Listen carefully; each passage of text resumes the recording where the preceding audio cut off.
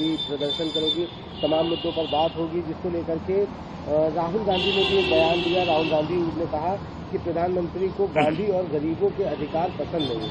कैसे देखिए, ये सब राजनीतिक बयान हो सकते हैं। मुझे लगता है कि गांधी के नाम से तो भारतीय जनता पार्टी और पूरी विचारधारा ही उनकी मेल नहीं खाती है।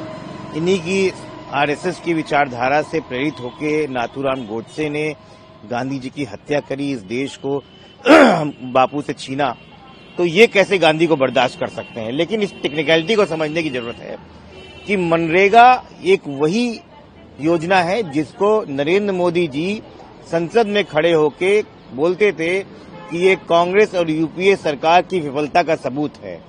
और पिछले 11 सालों पे ग्रामीण अंचल की जो बेरोजगारी है वो मनरेगा से ही खत्म हो रही है। मनरेगा एक रोजगार की गारंटी थी, लेकिन ये जो नया वीजी राम जी लेके आ रहे हैं उसमें कोई ऐसी गारंटी की बात नहीं कर रहे हैं।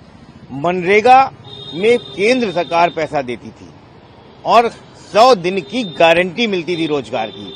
अभी जो करने जा रहे हैं उसमें वो 40-60 का रेशियो करने जा रहे हैं राज्य सरकार के ऊपर। तो पहले तो राज्य सरकारों के ऊपर बहुत वित्तीय भार पड़ेगा, और अगर पैसा नहीं हुआ तो वो जो नया वीर राम जी वो नहीं चालू होगा। इसका मतलब कि ग्रामीण अंचल में जो हमारे पिछड़े दलित अल्पसंख्यक भाई बहन हैं, जो अनस्किल्ड लेबर है, उनके ऊपर बेरोजगारी की बड़ी मार पड़ने जा रही है, क्योंकि अब ये गारंटी नहीं रह गई है। तो इसकी मूलभूत आत्मा खत्म हुई जा रही है।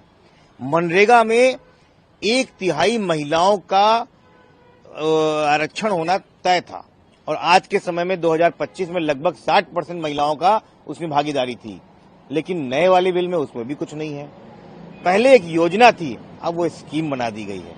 भारतीय जनता पार्टी ग्रामीण अंचल में हमारे भाई बहन, हमारे युवकों को अपने पूंजीपतियों के खिलाफ उनके वहां बैठ के बंधुआ मजदूरी कराना चाहते हैं, इसलिए वो बेरोजगारी की तरफ लेके जा रहे हैं देश को। ये खतरनाक स्टेप है भारतीय जनता पार्टी को, इसको समझना चाहिए।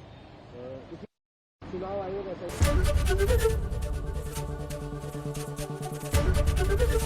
एबीपी गंगा, खबर आपकी, जुबान आपकी।